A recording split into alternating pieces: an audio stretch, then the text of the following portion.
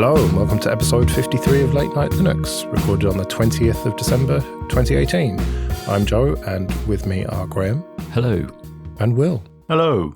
Unfortunately, Phelim is not with us. He's got some family shit to deal with, and he definitely didn't forget that we were recording a few days early. He puts the fail in Phelim. He does put the fail in Phelim, yes. So fuck you, Phelim. So it's kind of not a normal episode. It's nearly Christmas. We're recording early because it's our 2018 year in review. Think Charlie Brooker, but more Linux and less funny. So let's start with January then. And technically this is kind of December 2017 stuff, but let's call it January. Meltdown and Spectre. Something that has really echoed throughout the whole of 2018, hasn't it? It's certainly affected my idea of what computing is and what it will be going forward, actually. It's not just this 12 months. The fact that the huge performance impact it had, and then the mitigation of just removing the fix and accepted that we're going to have to live with it, and the fact that we've got Intel management systems we'll never know the insides of. I just think it's the way that the world's going to be from now on. Yeah, and then even Linus Torvalds himself said that he was removing some of those mitigations from the kernel because of those performance impacts. I think we talked about this earlier in the year, but we saw some graphs that showed AWS workloads, specific AWS workloads, so not generally across the board, but for these specific workloads, it was having an impact of like 50% longer, which was just insane, and that's not viable. Is this something we're just going to have to accept? I mean, there's going to be more things like this. I think it's a certainty. The more complex and the more black box-like our CPUs become, the more these things will happen, I think. Well, maybe RISC-V will save us. Yeah. Maybe, yeah, more on that later. Has it affected the desktop much? Because I don't see that in my day-to-day computing on Linux. It might help that I've upgraded to a pretty beefy desktop this year, but Will, you must have been keeping a close eye on this.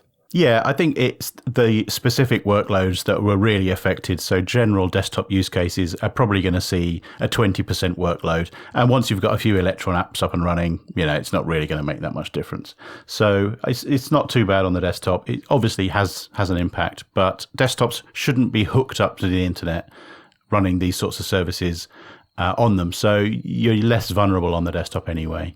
Well, no doubt we're going to see more of this, although I suspect that it's going to be less impactful in kind of media-wise, isn't it? It was this big revelation, and now it's just going to be like, oh, well, there's another one. Well, yeah, we were kind of expecting it. So I don't think there's going to be as much of a song and dance made about it. I know. Do you think now when we get, use uname to get the kernel output, we'll go see a huge list of vulnerabilities that we're just going to be susceptible to? Probably. Yeah. Well, that kind of dominated January, and January is quite quiet generally. So let's move on to February. And there was a fun one there, and that was that the Nintendo Switch could run Linux because of a hardware flaw. Was it in the Tegra chip that they run? Yes, according to the story. Yeah, I've remembered correctly then. It almost made me want to buy a Switch. It's funny that at first we thought it was only going to be command line stuff or whatever, and then someone got Plasma running on it, obviously, and I saw recently someone getting Ubuntu 18.04 running on it. So the Switch is kind of a proper Linux computer if you want it to be. I think the best thing about this story was that the GIF that showed Plasma running on the Switch had a really nice piece of soundtracker music on an Amiga running. We're only in February and you've already mentioned the Amiga. Sorry, it's the wrong podcast. Yeah.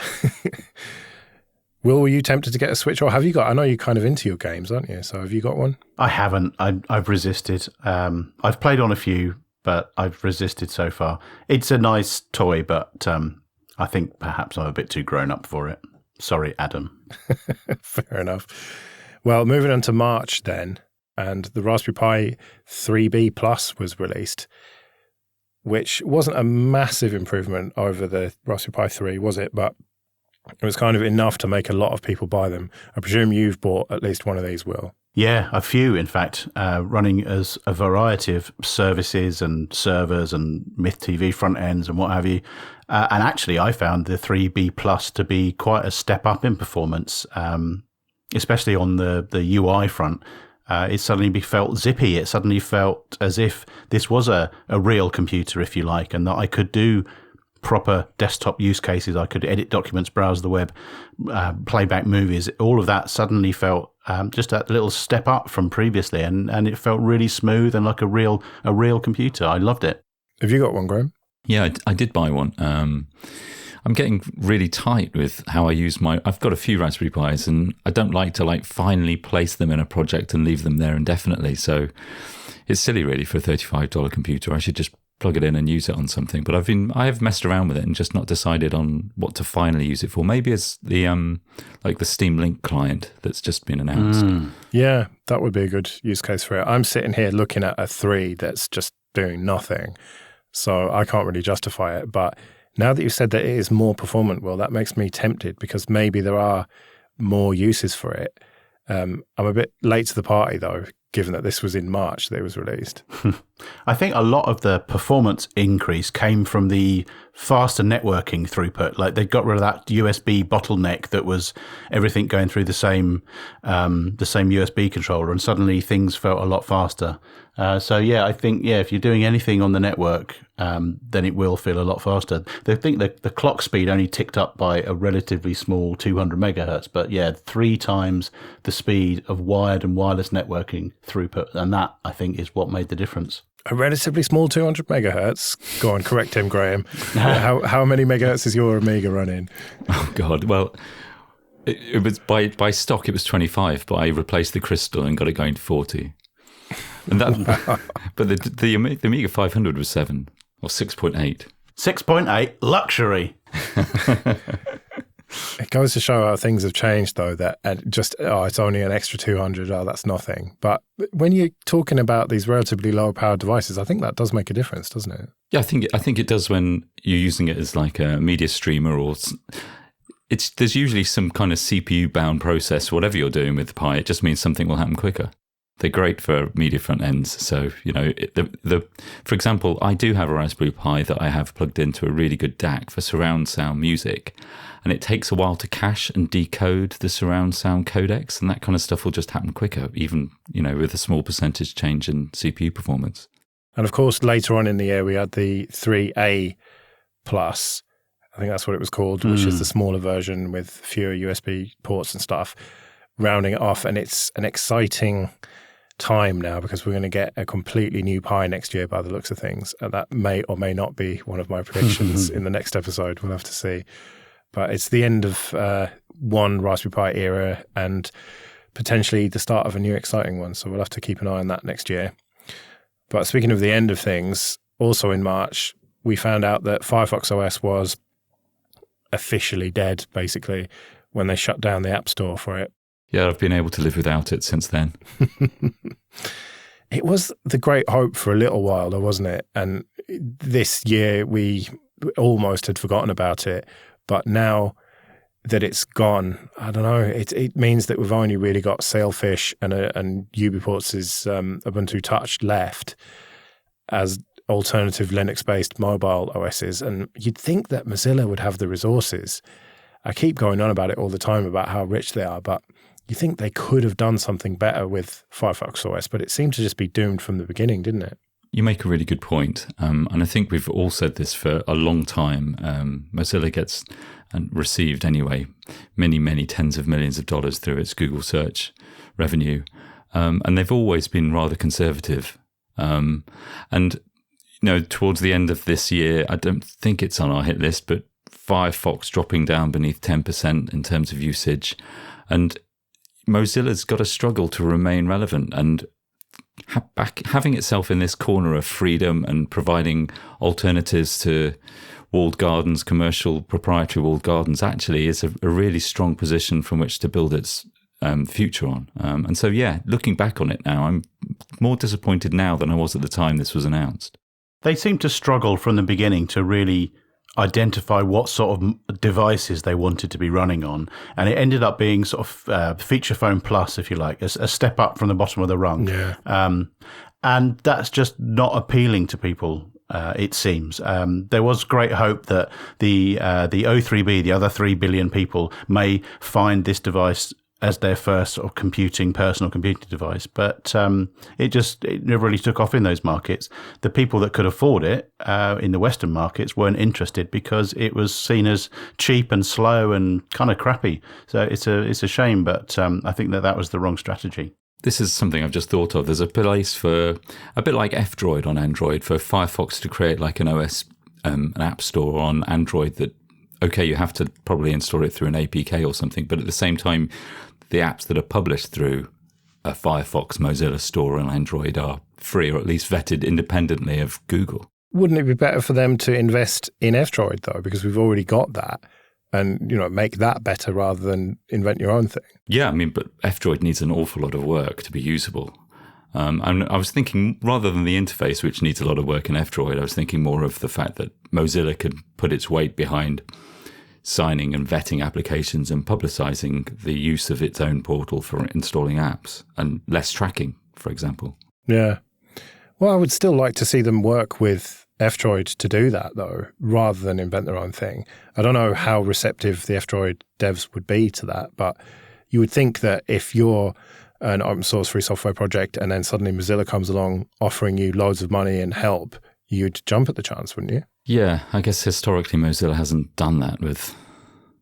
It's like to reinvent its own thing. I mean, I don't know. I don't know enough about how F-Droid is organized, but for a long time, it's been difficult to search and curate apps in F-Droid and find similar applications and get updates. It'd be nice to see that fixed. I would tend to disagree that Mozilla should be investing in that sort of thing. I think that they've tried a few different things over the past year or so, 2 years, when they tried the IoT thing and the TV thing and the phone thing, and none of those really went anywhere in the end. I think that they need to circle round and just focus all of their efforts on making Firefox, the browser, really compete on features, and that's where they can differentiate themselves in the market, is to be a open source, freedom respecting, privacy respecting browser, when everybody else, or at least the majority of people, are running Google's own browser.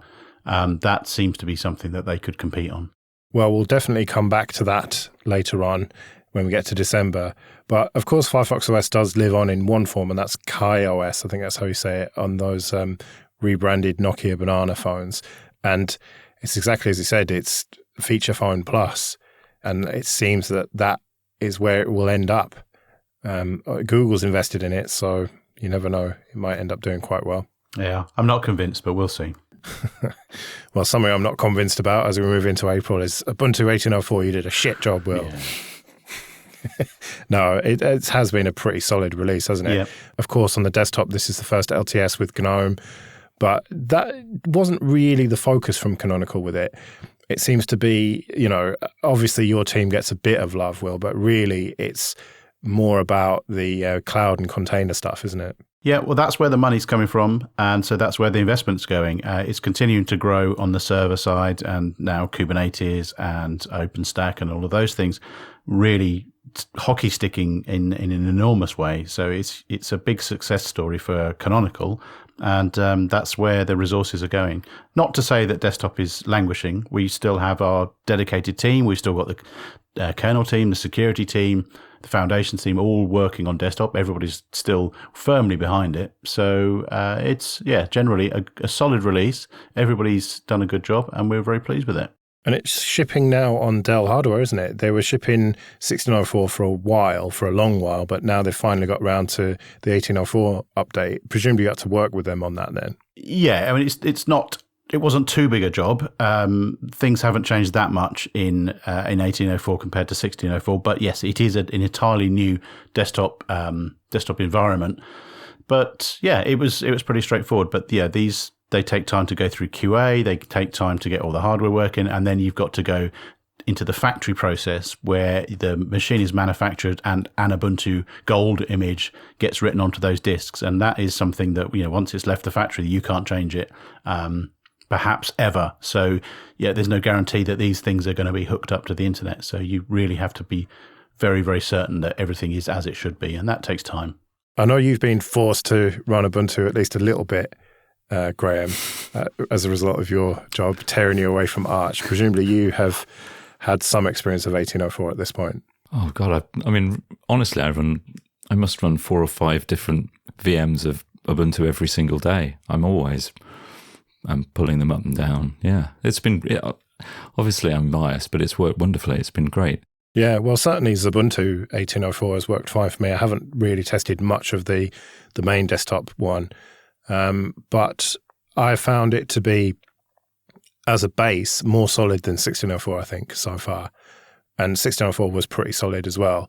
Obviously, I don't bother with anything other than LTSs, but yeah, I'd say all in all, it's a very solid foundation. We found out later in the year that it's going to be supported for 10 years. We still don't know, do we? Will, you know this, but you can't say, or you couldn't say a couple of weeks ago. It is going to be paid for, surely, that extra 5 years. I don't think the official announcement's out yet, but I'm sure it will be soon, perhaps just in time for Christmas. Fair enough, tight-lipped as ever. Presumably, if it's not around Christmas, we'll hear in the new year. But if it's not paid for those extra 5 years, then I'm a Dutchman.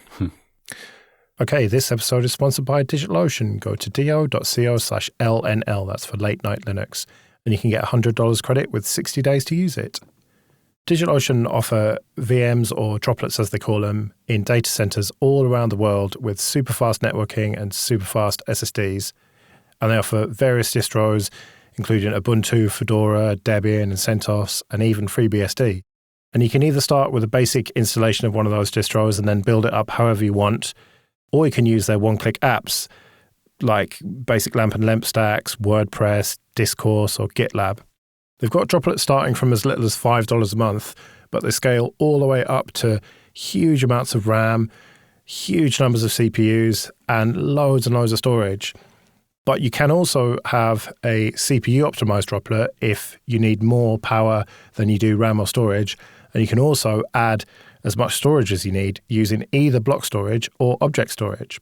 And they've recently rolled out DigitalOcean Kubernetes using the latest version of Kubernetes, and it integrates with the existing DigitalOcean products like the block storage and load balancers, and it even integrates with the DigitalOcean API. So what you've got here is access to Linux boxes all around the world and complete root access. So you can just do anything you want. If you can think of something to do with Linux, you can do it with DigitalOcean. So go to do.co/LNL and get your $100 credit.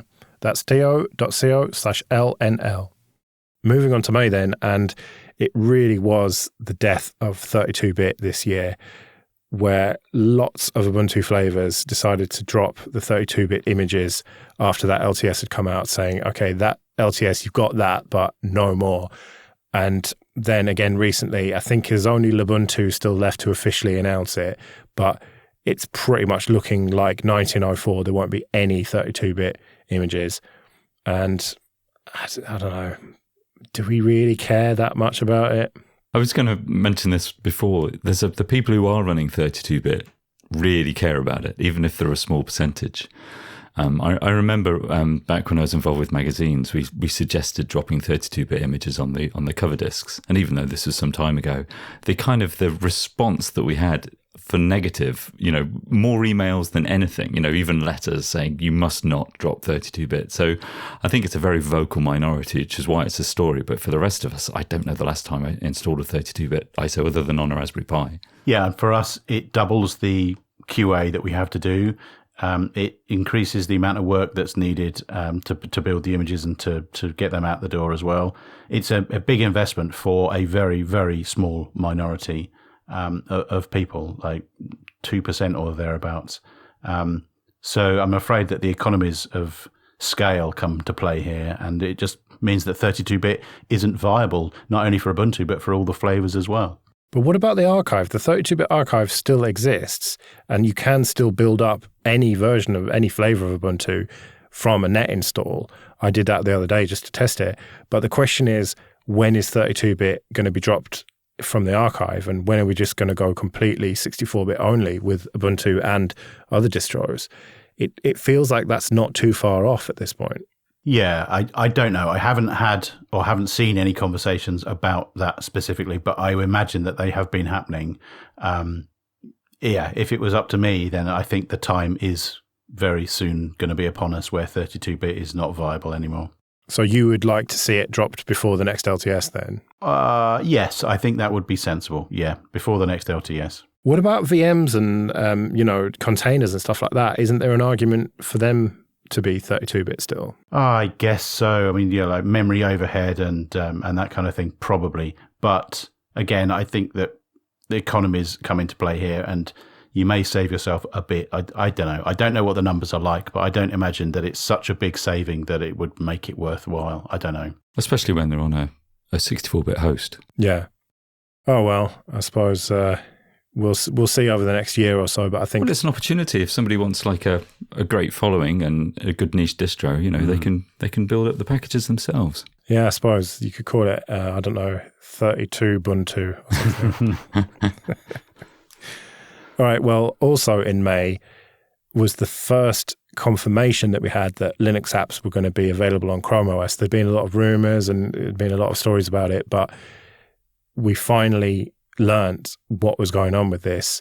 And it's still not kind of mainstream yet. Here we are, 6-7 months later, and it's still a little bit experimental, but it does mark a major shift in Google's strategy with Chrome OS. Whereas before, it was just the web browser. It was just totally locked down. It was just the Google web apps that you could use. And then they started talking about Android apps and now Linux apps. It's becoming a fully fledged operating system, which means that I suppose you've almost got proper desktop Linux at that point. Yeah, it's certainly going to be the popular option there. I think even Linus has said that, the year of the Linux desktop is going to be based around Chromebooks. Personally, I'm not that excited about them. It's a nice niche, but I don't really see it as a mainstream thing. But I suspect I'll be wrong on that. I mean, apart from the cost, the hardware is really nice, and as we discussed, didn't we, on a previous episode, really powerful, far too powerful for just running a browser and accessing Gmail. And it would be nice to be able to install a few other things alongside. Yeah, having proper Debian apps on it would make it actually useful to me and would make me possibly consider it. But then I'd just prefer to have Ubuntu, really, because then I can have all of it plus Chrome very easily. So it doesn't hold that much appeal to me. And it's supposedly targeting developers, but I'm not that convinced that developers would want that. It seems to me that the kind of market that Chromebooks are for is, people like my mother-in-law who's got one and uses it happily. She doesn't really need anything other than a few web apps. Whereas someone who needs to do developer type stuff or sysadmin type stuff, surely they're just going to run proper Linux. So it seems a confused strategy, but who am I to disagree with Google's strategy, unless it is Google Plus, of course, which we know is a fucking disaster. So I don't know, I might be wrong on this, but I kind of go back and forth on it. Sometimes I feel like it's a really good strategy, and then other times I think just stick to what you're good at, and that is being a rock solid Linux base that works perfectly and does one thing really well, and that is browsing the web. Yeah, I think that there might be some pressure from the whole privacy aspect as well. Like, do you have to have a Google account to sign into this thing? So are people going to be put off by that as well? And I'm with you. I think that there will be a significant number of people who do adopt this as their primary development device, but I still think there is going to be more people who just want a proper Linux desktop. But we'll see. Yeah, or a Mac. Well, a bit of a fuck you to Huawei, who locked down its bootloaders this year, also in May. And it used to be that you could get codes to unlock the bootloader and then flash your custom ROMs and stuff, but not anymore. So I won't be buying a Huawei phone anytime soon. Yeah, it's sad to see bootloaders being locked, but I can also understand from their perspective, we don't know how many kind of maintenance calls they get about people messing up their phones. Yeah, but, they make it hard enough, or they used to make it hard enough that you would sort of have to know what you're doing. But I suppose those people could then phone them up or open tickets and stuff saying, I don't know what's wrong with my phone, even though they were the ones who fucked it. So yeah. I can understand that, but at the same time, it means I'm definitely not going to be buying a Huawei phone. Yeah, but the percentage of people buying those phones for that particular feature must be tiny, and they must know that. And, none of the other main manufacturers do the same thing anymore. Well, I don't know. I suppose the Pixel phones are pretty easy to unlock, aren't they? And Samsung ones are fairly easy generally.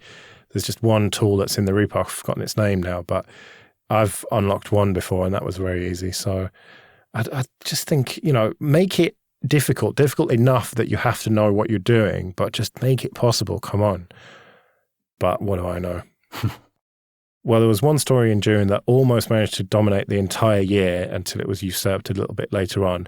And that was that Microsoft announced they were buying GitHub. Yeah, so when all this kicked off and everybody said that they were deserting GitHub and there was a great uproar, there was a great exodus to GitLab and people have been very happy there. But by and large, GitHub continued to be the place that everybody knows and everybody wants to host their projects. So, yeah, I don't think much has changed. I think people are still happy with the service they're providing. Surely everyone's using Launchpad, aren't they? That's harsh.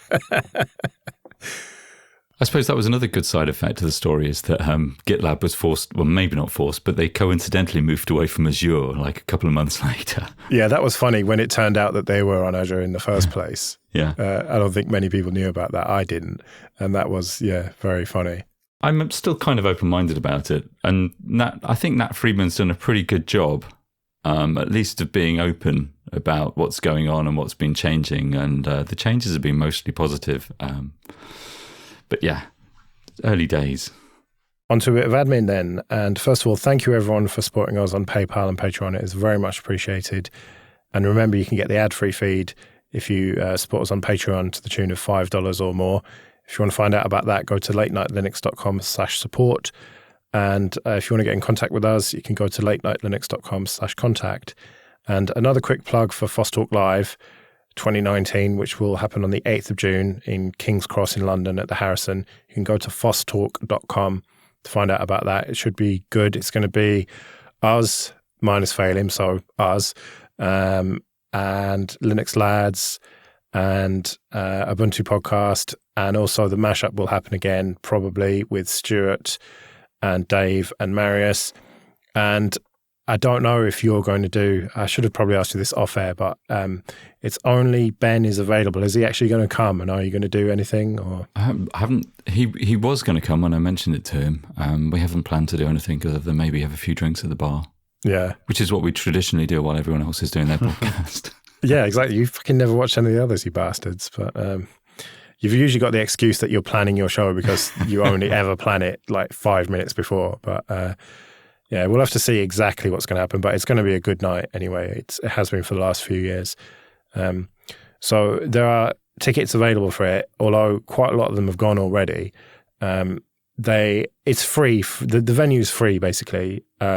But if you want to support the event, you can buy a ticket for as much as you want, or there's plenty of free tickets as well. So yeah, just go to fosstalk.com and you'll see it there on the front page. So on to July then, and the news that I was talking about that overshadowed everything, and that is that SUSE was acquired. Oh no, hang on. Maybe there was another acquisition that was a bit more important than this one. But SUSE is the company that just keeps getting sort of passed around like a hat, doesn't it? People just keep buying it. This time it was an investment firm called EQT. And at the time, we thought it was a lot of money, didn't we? $2.5 billion. But that turned out to be, well, spoiler, not very much compared to some other companies. I don't know. SUSE just doesn't seem that relevant. I know we are a bit Ubuntu heavy on this podcast, but, I do think that Red Hat and Fedora is very important and very interesting, but I find it hard to get excited about SUSE. It's almost like, well, like if you think about Fedora, what they've got is RHEL, which is really fucking boring, but then they've got Fedora, which is quite exciting. It's very cutting edge. They're doing stuff with Fedora Atomic and even the Atomic Workstation, which, what do they call it? Silverblue. And, they're really innovating there. Whether or not it's for you is a different matter. Whereas SUSE, even I don't know, I lose track of their various versions or whatever, but I just find it really hard to get excited about it, even when they get bought for $2.5 billion. Sounds a bit like a national stereotype. I mean, I think, I think that for them to be worth this much and for someone to pay for it this much for it, they're doing good work, and they are ingrained in lots of Germany's businesses and companies, and have been for a very long time. They've got decades of experience and strong and stable, not like the government with Ed Miliband. Oh, don't talk to me about that. You're depressing me. I do this to forget about the terrible state of politics in this country. But yeah, I suppose you're right. That it's boring is good in enterprise. You just want it to work and not be exciting necessarily. You just want to get your work done and not have to worry about maintaining it all the time.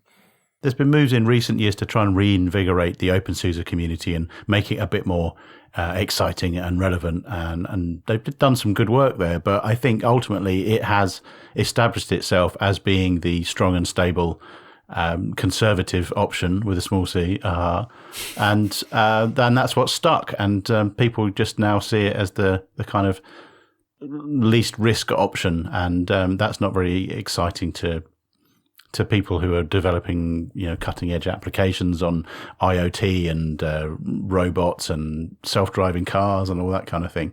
So yeah, it has its place. It has a strong income stream, especially in the SAP side of things. But from a rock and roll perspective, perhaps not so much. Needs more snaps and stuff, don't it? Then that'll be very exciting. Yes. All right. Well, the second or third biggest news story, I think, this year was that Steam Play came from Valve, which means that you can run shitloads of Windows games on Linux. Now, I know that you are into your gaming, Will, because I gave you the game that came with my CPU, and you were the only one who wanted it. It was some killing people game that doesn't appeal to me. Have you taken advantage of this then? Yeah, on a few games. In fact, just yesterday I installed The Witcher 3, which is not only a very, very good game, but works very, very well on Ubuntu or on Linux generally, I imagine. So yeah, it's extraordinary that you could just take these previously unavailable games, if you were going to stick to your open source free software credentials and not have a dual boot with Windows on it. You just couldn't ever experience these games. And now suddenly there's, well, I don't know now, I'm going to say thousands. I think it is thousands of games which just work perfectly. It's quite incredible. Yeah, I totally agree. I mean, for how many years has the lack of games been cited as the biggest reason for having a Windows partition on your Linux PC? And this is it was already pretty good from SteamOS days, but that was kind of waning a little bit in ambition, and this has just kickstarted it again. Yeah, all we need now is Adobe stuff, and then there'll be no reason to use Windows at all, eh? And I hear there's rumblings afoot on that front, so we'll have to see next year. That could be a prediction, maybe, but we'll have to see. Well, moving on into September then, and the first inkling that we had that there was stuff going on with the kernel development community was when Linus Torvalds had arranged his holiday and accidentally clashed with the Kernel Maintainers Summit, and so he wasn't going to be able to go. And then they moved it from Canada to Edinburgh in Scotland. And that I thought was a little bit weird, but everyone kind of thought it was funny. But then later on in September, we had this code of conduct situation where Linus stepped down for a time, and this new code of conduct came out, and everyone was up in arms, including me to some extent. I was a little bit reactionary, I think is the word, especially given who had written this code of conduct and some of the other stuff that she had done, specifically about the meritocracy stuff. But I think it was a bit of a storm in a teacup. I remember at the time, you guys were over in Brussels, weren't you, I think? And you just no one in Canonical really gave a shit about it because it was just such standard practice to have a code of conduct for you guys. It was difficult to know what was really happening in that situation. I don't know now, even.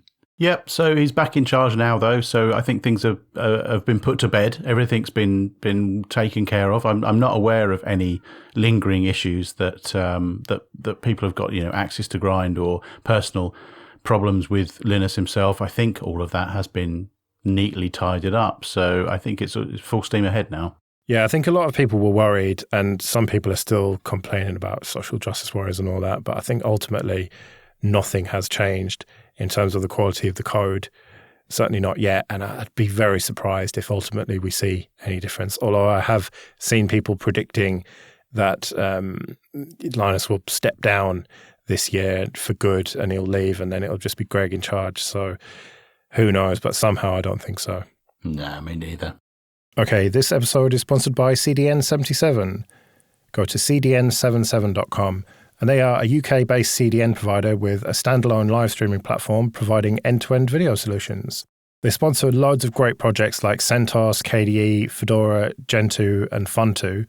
And one of their standout clients is the European Space Agency, who use CDN77 to deliver Hubble images all around the world. And this CDN is built from over 500 servers, all running Debian, and most of them are physical servers, only a few of them are VMs. And everything is developed in-house by CDN77. They make their own DDoS protection, and through the optimizations that they've done, they can push 80 gigabits per second of live streaming through just one machine. They've got 30 points of presence in North America, South America, Europe, Asia, and Australia, with daily peaks regularly exceeding 4 terabits per second. They're really big on innovation as well. They were the first CDN to implement features like HTTP2 and Brotli compression. But most importantly, it's really easy to use. I hosted an episode of the Joe Rest podcast on there, and it was really easy to put the file on there and link to it. And I've had no complaints about the speed from people downloading it all over the world.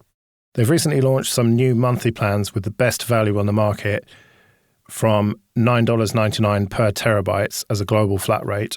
And they've also got a pay-as-you-go option with no commitments and full transparency. They've got a 14-day trial with no credit card needed, so go to cdn77.com and sign up there.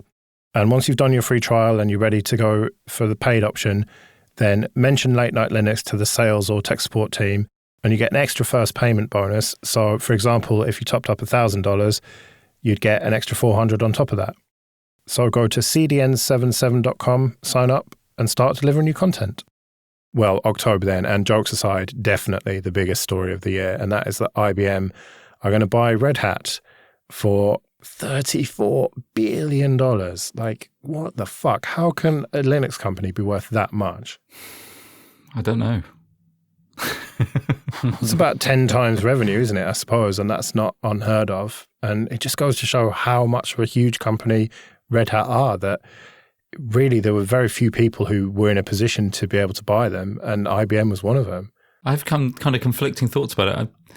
Obviously, Red Hat were looking to be bought and probably been in talks. This is total conjecture for quite some time. So I wonder what it means in terms of their future business strategy, whether this is going to mean a pivot in the way that they do business. And that's the biggest thing that we wondered about at the time. And it's still too early to say, but that's likely to have the biggest kind of influence or ramifications for us as ordinary Linux users. Well, hybrid cloud and hybrid cloud and hybrid cloud and hybrid cloud. That was the message that I took from it. That's what they want to push. And, IBM can make that happen for them. They can really use the influence and money that they've got to grow Red Hat into that particular space that they want to do, hybrid cloud, whatever that actually means. Well, exactly. Isn't that just kind of IBM jumping up and down, saying, we're here, cloud, we're here. Yeah, well, cloud isn't enough. You have to tack something onto it, and that's why they've gone for hybrid.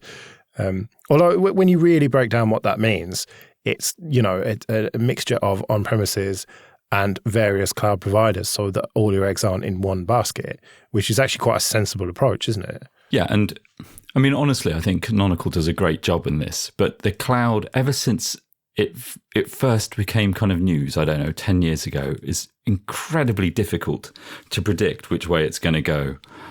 So many companies have got it wrong. I think it's nebulous. It's like the weather. Hang on, you're saying that cloud is nebulous? I just got that. But no, but I mean, I do think that we at Canonical do a great job, but it's so difficult to predict how it's going to go, how things are going to change from 12 months to the next. And that's what makes me kind of skeptical about IBM jumping up and down and proclaiming hybrid cloud to be the thing. I don't know. You can shout all you want to. It doesn't mean it's going to make the difference. Well, Graham, you said that they had been for sale for a while. Well, they were pretty fucking quiet about it, weren't they? Well, I didn't. I have no idea, but I'm just assuming that this doesn't happen overnight. Yeah, well, of course, a huge deal like that cannot happen overnight. And so that begs the question of Canonical. I mean, everyone talks about Microsoft buying them. And, Shuttleworth is adamant that he's going to do this IPO business. And, supposedly one of the rules of business is you don't say that you're for sale. You just do these backroom deals and then announce it once it's all formalized and final. And so it makes you wonder, if Red Hat's worth that much, is Canonical worth anything near that? You're expecting an objective answer from us, too. Well, yeah, of course I'm not going to. But so if you're looking at SUSE, $2.5 billion there and 30 odd billion for IBM, I mean, it's got to be several hundred million. Thousand billion, I would say. I agree. No, I was going to say 100 million for Canonical. There is presumably a lot of value there, especially now that Shuttleworth has pulled his finger out and stopped losing money left, right and centre, having fired like half of your colleagues or, let them go or whatever. And, he has been shaping up for this IPO, but I know this is an awkward, it would be a conversation if you two could or would fucking say a word, but it's an awkward monologue from me now because I know you can't. So, but just the way I see it is I just don't believe that he's going to go for this IPO. I don't believe that for a second that was in his mind. I think it's far easier to just sell it than piss around, having to deal with shareholders and all that bollocks. But what do I know? I've said that before in this episode, and obviously I'm clueless. But we'll see. And as for Red Hat, I don't think it's going to make much of a difference for them. I said it at the time. I just think that, IBM have acquired them because they make a shitload of money. And, IBM will use their resources to further that mission and make a shitload more money. And that money will go, well, most of the money goes into developing open source code from which we all at least can benefit. We'll benefit from things like Systemd and Pulse Audio and whatnot. But, it's all going into open source and it's got to be a good thing. I know that some of the people who work for Red Hat are not very happy about it, and I can see why, but I think ultimately for the rest of us, it's going to be good. Yeah, and I don't think people should worry too much. IBM have got a long history of investing in open source and producing their own open source products. Obviously, Red Hat do. So I think that that fears about suddenly them closing up everything and keeping it all internally, I think, are unfounded. And yeah, I think things will generally continue as they have been, and we should continue to benefit from their work. Yeah, well, let's move on into November then. And the Librem 5 slips again is the headline here, and that was that the dev kits were supposed to be shipping and they've slipped. Well, this week they started actually shipping, and they've started talking about April as a date to ship the final product. I'm quite skeptical about that. You've said that with every single Librem piece of news all year. Yeah. And listeners may remember that back on Valentine's Day this year, I spoke to Todd Weaver, the CEO of Purism, about this whole thing and made a hot date with him for Valentine's Day 2019 to see what's going on with the Librem 5. Has it shipped? Because it was supposed to ship in January. Now it's looking like April, or they're saying April. But as usual, skeptical. I always say the same shit, don't I? That I think it's going to be terrible. I want it to be great. I want them to ship it as soon as possible, but I think it's going to keep slipping. When are you going to get on board? You're a bit of a saboteur, really. When they announce that they're going to run XFCE on it rather than GNOME. Or even if they were more inclined to do the Plasma thing rather than trying to roll their own GNOME-based Pure OS, which I think that's just doomed, really. I mean, the kind of machine you need to run GNOME on, you try running that on a phone. I mean, GNOME is actually very touch-friendly, to be fair, and probably far more so than KDE. But then with Plasma Mobile, that's pretty touch-friendly. I still maintain that they should have focused on Plasma Mobile, but it just doesn't fit in with the whole mission of what they're trying to do with convergence across their laptops as well as the phones. And he is a visionary, there's no doubt, and he fancies himself as, well, maybe it's not fair to say fancies himself as like a Steve Jobs or whatever, but he is a very good communicator, Todd Weaver. He's very persuasive, and he clearly cares about this stuff. So I do really hope that it goes well for them, and that this time next year we're talking about what a great success it was. But there's always a but, isn't there? I don't even need to say it. I think if they get the phones out, it'll be enough of a success because, it's very difficult with the first revision of something. If they keep to half of their promises, then it'll be good enough. And hopefully, the second one will nail it. Yeah, I mean, you only have to look at the first iPhone or Android phone and they were fucking terrible. So oh, yeah. It's a fairly low bar. Yeah, although they were better than Windows Mobile. True. All right, well, moving on into December and stuff that's happened since we last spoke. The biggest story is that Microsoft Edge is going to move to Blink base, so kind of Chromium base, instead of Edge HTML. So it's kind of going to be almost open source with their proprietary bullshit on top, which that ostensibly sounds good, but Mozilla are not very impressed, are they, with this whole situation? Because now almost every browser is going to be based on Blink, and poor old Mozilla rocking Gecko, and it means that websites are just going to stop working in Firefox probably. Yeah, although I can understand the decision from Microsoft perspective.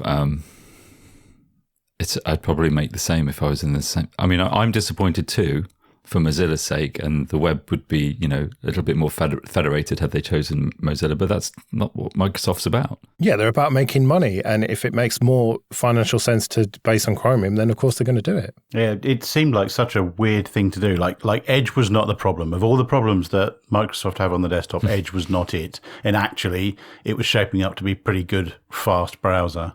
Albeit with limited mind share, but it was still a decent piece of engineering.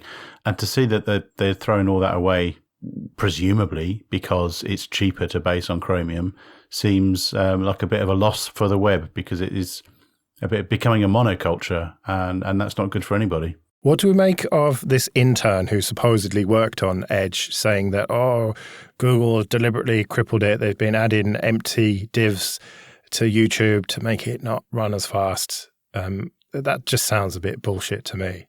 I think that if Google services ran worse in other browsers, I don't think that's the Google engineers deliberately doing that. That's them not giving a shit about the other browsers and making it work really well with Chrome. And if that happens to break stuff in other browsers, then why do they care? Yeah. No, I completely agree with you. It's just a little bit tinfoil hat, isn't it, to start saying that they are deliberately driving their competitors. They don't need to. They don't need to. Chrome is ubiquitous now. Everybody's using it. So why would they need to squeeze out the competition? And that's really the crux of this, that it's just cheaper for Microsoft to do it, and it just makes more sense than, why try and fight it? It's like a tide. Give into it. It's quite interesting in the long-term history of these projects, because I think, like early in the history of KHTML, Mozilla's web rendering engine was actually a choice, and the reasoning behind Lars Knoll working on KHTML and effectively creating an independent rendering layer. And it's often forgotten about that KHTML obviously became WebKit and then Blink with Google. It's a funny kind of circular system, but also huge props to Lars and the KD team and those early developments. Amazing project, really. All right, well, let's end with what can only be described as excellent news, and that is that MIPS is going to be open sourced, at least to some extent.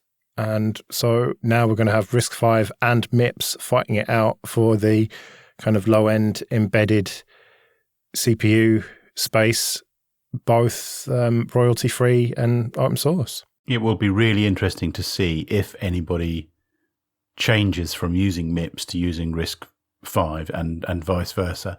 A lot of the sort of consumer lower-grade routers and DSL modems and that kind of thing have been based on MIPS for a very long time, or even VX works, but I think that's kind of dead now. and have surely been moving over to ARM. To see what happens in the next year, 18 months, will be really very interesting. There'll be a bit of a battle for, I guess, 6 months, and then I think that battle will be decisively over. My money would be on RISC-V. Really? Rather than MIPS, which is established already and there's so much software available for it. It seems to me that MIPS would be the horse to back. Like, if anything, this is bad news for RISC-V, although it does mean that RISC-V are going to be forced to kind of up their game to compete with MIPS. I think MIPS is increasingly legacy at this point. People that have worked on it over the years have moved on to other things, and maybe even retired. RISC-V is the young upstart. ARM has established itself as the mainstream, RISC processor. So I think the skills from ARM to RISC-V are transferable. Sure, they're probably a little bit transferable from MIPS, but I think the people that know that stuff are not going to be interested in moving on. So we'll see what happens. There will definitely be a war, but yeah, my money would be on RISC-V. It's still a great thing to have happened. I mean, this is obviously because RISC-V is gaining momentum. People aren't going to be prepared to change architecture that quickly, and MIPS becoming free kind of opens it up to a whole kind of, maybe it's like IBM buying Red Hat. Well, you've got your new and shiny versus your old and established, and generally speaking, new and shiny tends to win. But I agree with you, Will, that either way, it's going to be an interesting fight, and maybe not even fight. You might end up with devices with both in. I think the battle will be fought on the consumer electronics, network termination equipment, sort of in-home gateways and that kind of thing. That's where it will really, the real battlefront will be held. And I'm pretty confident the risk will clear up on that because MIPS is just seen as legacy. Well, I'm sure we'll see. Right, well, we've been rambling on far too long for this episode, so we should wrap it up. We'll be back in 2 weeks then, hopefully with Phelim and a full house. When we'll be doing a bit of news, stuff that's happened over the holidays, and also doing our predictions and looking back at some predictions that we made before. So that should be exciting. So until then, I've been Joe. I've been Graham. And I've been Will. See you later.